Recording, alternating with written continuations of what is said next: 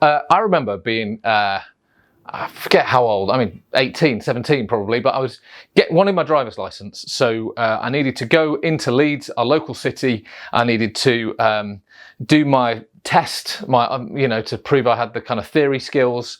And I had to go to this place in Leeds, and it was on computer, like this is the late 90s. Ooh, we're doing it on computer. And walking through town, I walked past this guy preaching about Jesus on the streets. And I heard him, and as someone who believes and follows Jesus and wants to follow that hopeful alternative lifestyle, and really believed in it, and I was really recently come to faith. I became a Christian when I was 16, so I was mega up for it. And I listened to him and I thought, that's rubbish. All he was doing was scaring people. You're going to hell and this, that, and I just thought, and I walked past and I thought, I never thought about preaching on the streets before, but I thought, if I come back and he's still there, I'm going to offer to have a go for him for 15, 20 minutes, half an hour, whatever, and do a better job, because I want someone to represent Jesus better than he is.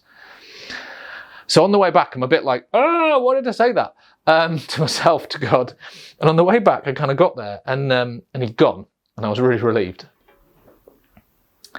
Now, I have an uneasy relationship with people doing that kind of stuff on the streets. I think sometimes it works, I think sometimes it doesn't. I think how it's done is normally a bit, turn or burn. But I've noticed recently, the people doing that are no longer Christians. Greta Thunberg is an old-fashioned turn or burn, doom and gloom, prophet of doom, you're all going to hell unless you do what I say. A lot of the people who argue from a kind of, I don't know quite what to call it, the people who have it right, the woke people, the people who actually sometimes really call us to account things we need to sort out and sometimes just go on at us, they're quite judgmental. They're quite turn or burn. They've taken the place as the old-fashioned preachers.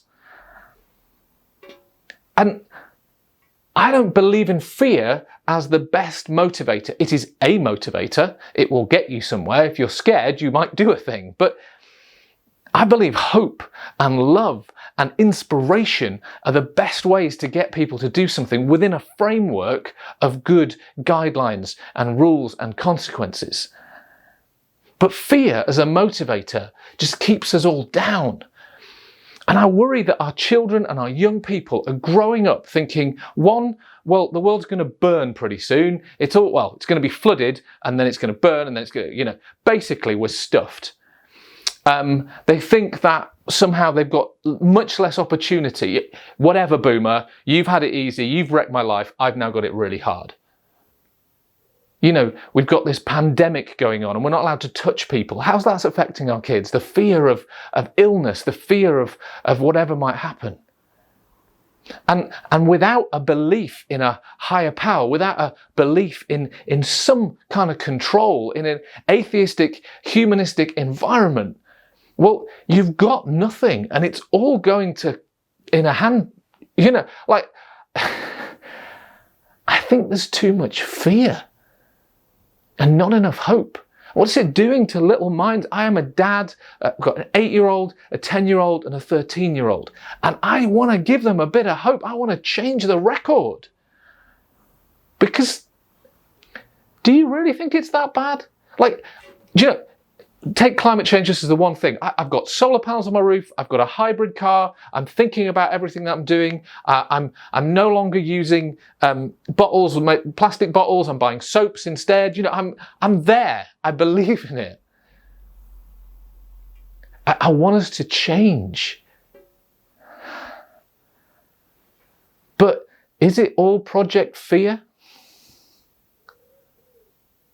Is that the motivator? It's fear, it's control, it's judgment, it's you're bad. It's the stuff of the church that I thought was wrong in the late 90s, and it's out there.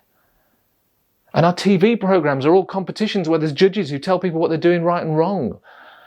Why are we so judgmental? People have tattoos. Only God can judge me. Why do they need to say that? Because they feel judged all the time. Everyone's telling us what's wrong. We know what the right thing to think is. don't we? And you know when you're stepping out of that.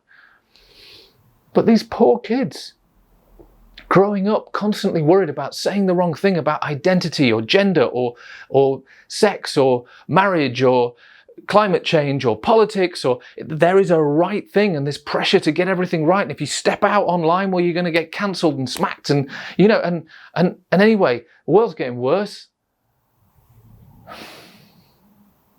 Is that healthy? Is that right? Is that okay? Is it true?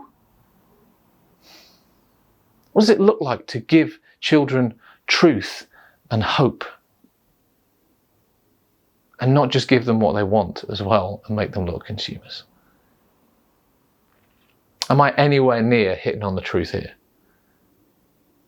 What do you think the truth is?